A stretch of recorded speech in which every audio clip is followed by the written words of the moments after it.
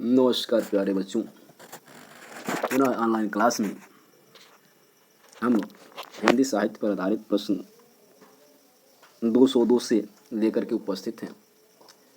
प्रश्न नंबर 201 में था कथन, उसकी व्याख्या दिया गया है। राम काव्य प्रतिपाद्य विषय धार्मिक एवं भक्ति प्रधान है, इसलिए कवि ने भगवान राम की प्रतिष्ठा में संस्कृत शब्दावली को अधिक स्वीकार किया है।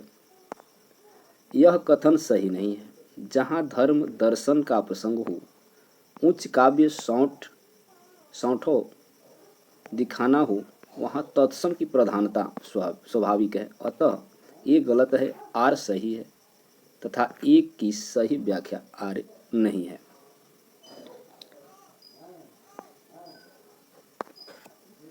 आगे प्रश्न है साखी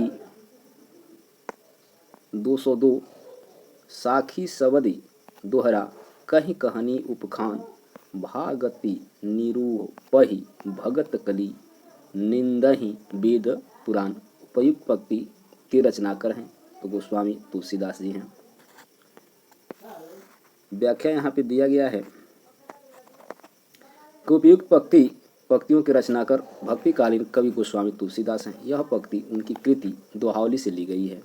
अन्य महत्वपूर्ण तथ्य है तुलसी के प्रमुख का पंक्तियाँ केशव कही न जाय का कहिए, का भाषा का संस्कृत प्रेम चाहि साँझ, कवित्व विवेक एक नहीं मोरे, छंद सोरठा सुंदर दोहा, राम जप बावरी, धूत कहों अवधूत कहों रजपूत कहों जुलहा कहें कोई। ये उनकी मुख्य काव्य पंक्तियाँ हैं जो अक्सर प्रश्न में पूछे जाते हैं। पुनः यहाँ पे व्याख्यात्मक प्रश्न आ गया है, कुट निर्धारित है। अधोलिखित ए और तर्क आर पर विचार कीजिए। स्थापना ए तुलसी के मत में निर्गुण रूपी सुलभ अति सनुन जान नहीं कोई, सुगम गम नाना चरित मुनि मुनि मन भ्रम होय। आगे कह रहा है यार तर्क है, क्योंकि सगुण आकार की उपासना और अनुभव को दायरे में लाना सहज है, जबकि निर्गुण निराकार की उपासना और अनुभूति नितांत कठिन है। कुट दिया है, ए और आर दोनों सही हैं। बी ए सही है, बी आर गलत है। ए गलत है, आर सही है। आर ए आर दोनों गलत हैं, तो यहाँ बी कुट सही है। ए सही है, आर गलत है। आगे व्याख्या में देखेंगे हम। उपर्युक्त पंक्ति रामचरितमानस से ली गई है। इन पंक्तियों का अर्थ है निर्गुण रूप अत्यंत सुलभ, सहज की समझ में आ जाने वाला है, परंतु गुणातीत दिव्य यानी सगुण रूप को कोई नहीं जानता। इसलिए उन सगुण भगवान की अनेक प्रकार की सुगम और अगम चरित्रों को सुनकर मुनियों के भी मनों को भ्रम हो जाता है। अतः स्पष्ट है कि स्थापना ये सही है, जबकि तर्क आर गलत है। अब यहाँ से राम कवि भाग की धारा समाप्त होता है। उस पर आधारित प्रश्न 103 तक हम लोग देख चुके हैं। भक्तिकालीन पर कृष्ण भक्ति धारा आधारित प्रश्न हम देखेंगे। यहाँ प्रश्न नंबर 204 है, सूरदास के विषय में कौन सा कथन गलत है। सूरदास को सभी विद्वान जन्मांध मानते हैं, नहीं इसमें मेरी मतभेद है। कुछ लोग जन्मांध मानते हैं, कुछ लोग बाद में अंधा मानते हैं। दुबी है, सूरदास श्रीनाथ मंदिर वृंदावन में कीर्तन करते थे। सी है, सूर्य वल्लभाचार्य के शिष्य थे। आगे कह रहा है डी विकल्प में, प्रभु हों सब पतितन को राजा, पर निंदा मुखपुरी रहो जग यह निशान नित्य बाजा। पंक्ति सूरदास द्वारा लिखित है, तो यहाँ ये सही है। क्या गलत है, तो यहाँ विकल्प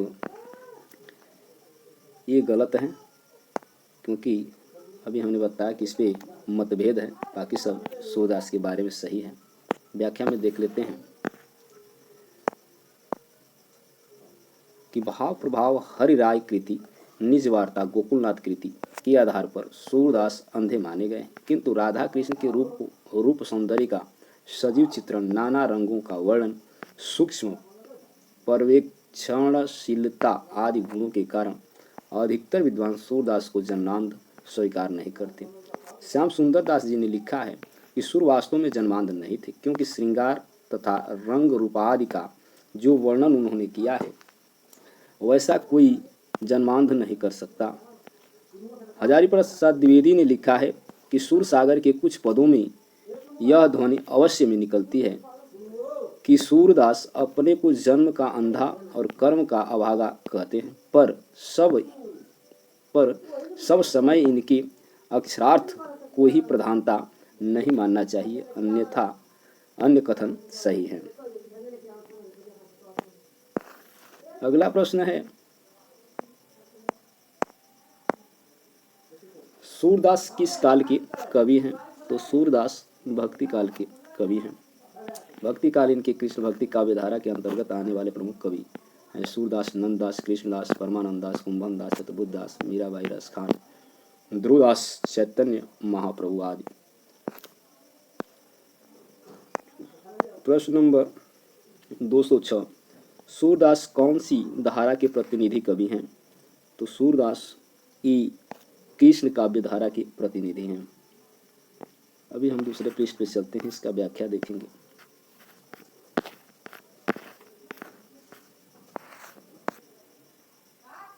ऊपर एक व्याख्या दिया है।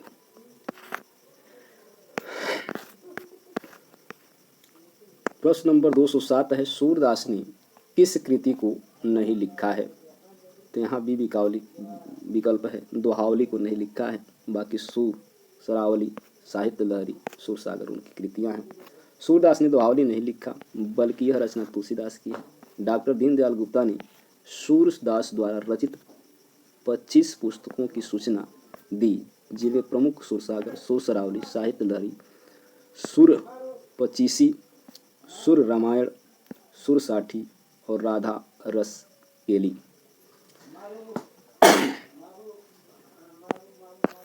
आगे है प्रश्न नंबर 208, इनमें से सूरदास की कृति कौन सी नहीं है? अभी हमने पढ़ा कि इसमें बी विकल्प नहीं है। साहित्य कौन सी है? यहाँ पे दिया गीतावली नहीं है, ये सब नहीं है, ये है।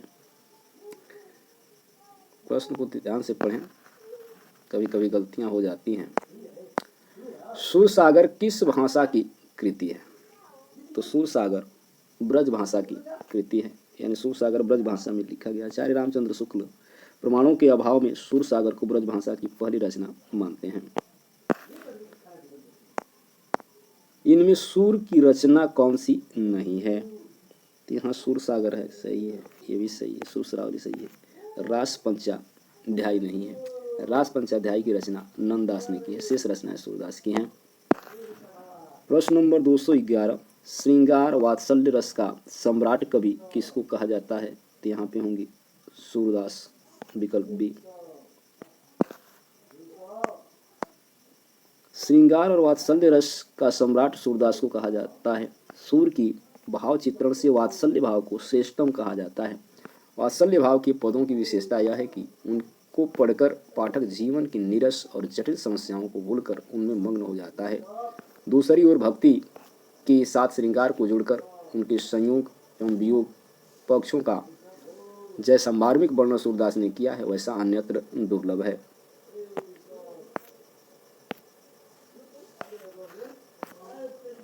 प्रश्न नंबर 212, सूर की दृष्टकूट पद किस काव्य ग्रंथ में संकलित है? तो साहित्य लहरी में है। साहित्य लहरी सूरदास के सुप्रसिद्ध दृष्टकूट पदों का संग्रह है। इसमें अर्थगोपन शैली में राधा कृष्ण की लीलाओं का वर्णन है, साथ ही अलंकार निरूपण की दृष्टि से भी इस ग्रंथ का महत्व है। सूर सागर की रचना भागवत की पद्धति पर 12 स्कंदों में हुई है।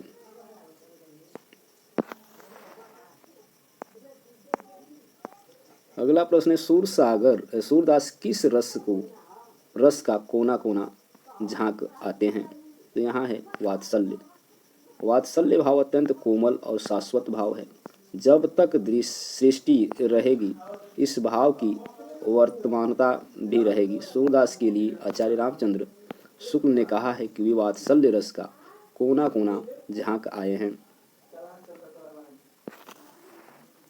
प्रश्न नंबर 214 है, प्रस्तुत पंक्तियों के रचयिता हैं। प्रेम निकेतन श्री अनहीं आय गोवर्धन धाम, लयों शरण चित चाहि के जुगल स्वरूप ललाम। यह पंक्ति है रसखान की।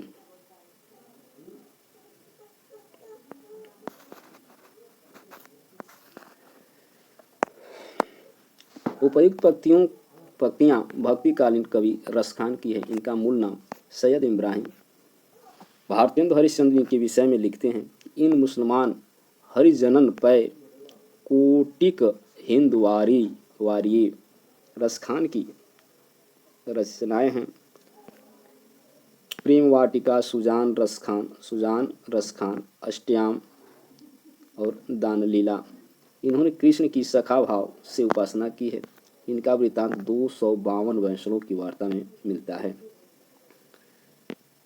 इन्हें गोस्वामी विट्ठलनाथ का शिष्य माना जाता है।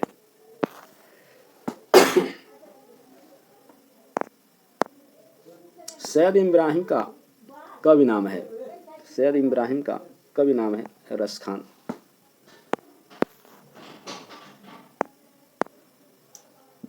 रसखान का वास्तविक नाम सैयद इब्राहिम था। इनकी प्रमुख रचनाएं हैं सुजान रसखान, प्रेम वाटिका इत्यादि। रसखान का वृत्तांत 252 वैष्णवों की वार्ता में मिलता है और उससे ज्ञात होता है कि लौकिक प्रेम से कृष्ण प्रेम की ओर उन्मुख हुए। इनकी प्रसिद्ध कृति प्रेम वाटिका का रचना काल 1416 है। ये गोसाई विट्ठलनाथ के शिष्य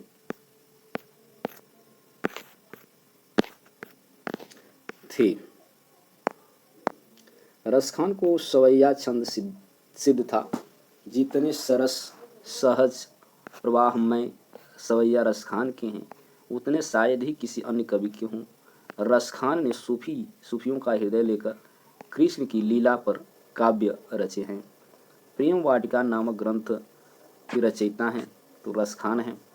उपयुक्त व्याख्या में हम देख चुके हैं।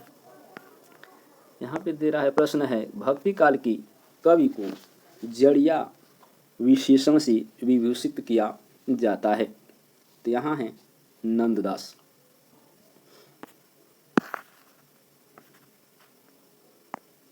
व्याख्या देखें, नंददास 16वीं शती के अंतिम चरण के कवि थे। ये भक्तिकालीन कृष्ण भक्ति काव्य धारा के कवि थे। ये हिंदी के अष्टछाप के प्रमुख कवियों में सूरदास के बाद सबसे अधिक प्रसिद्ध हुए।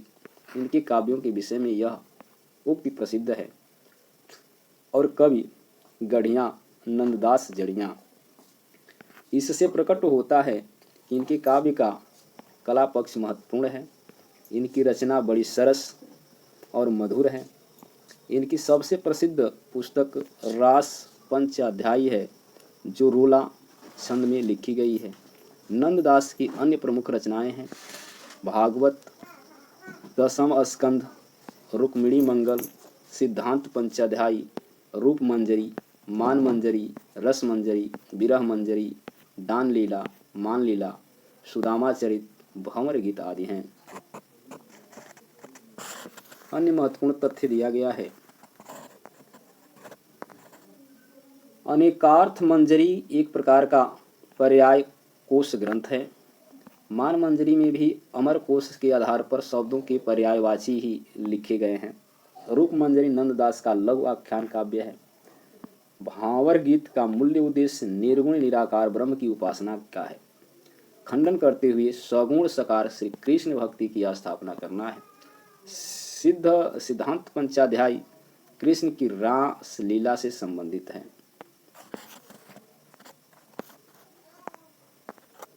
नंददास का भांवर गीत सूर्य की भ्रमरी गीत के समरूप ही माना जाता है, परंतु दोनों में बड़ा अंतर है। यह है कि जहाँ भ्रमरी गीत में उद्धव, नंद, यशोदा और साथ ही गोपियों के कृष्ण विरह जनित संताप को शांत करने जाते हैं। वहीं नंददास की भंवर गीत में उद्धव के आने का प्रयोजन केवल गोपियों को समझना है।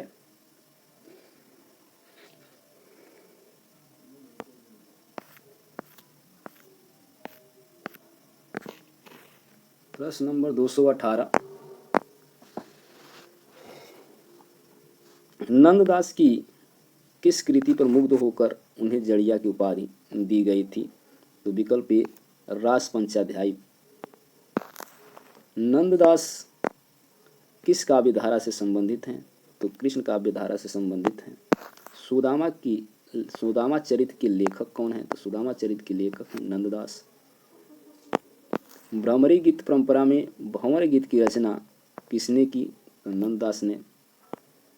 अभी हम ऊपर सारी व्याख्याओं को पढ़ चुके हैं, उसी में सब दिया है।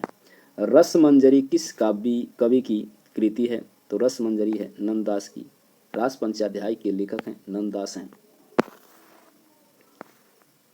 यहाँ पे व्याख्या दिया गया है, नंददास ने रास पंचाध्याय की रचना की है। इसी नाम से रहीम नवल सिंह काश्यस्त और हरि राम व्यास ने भी एक काव्य की रचना की है। तो आज का वीडियो यही समाप्त होता है। वीडियो अच्छा लगे तो लाइक करें, शेयर करें और चैनल को सब्सक्राइब करें। धन्यवाद।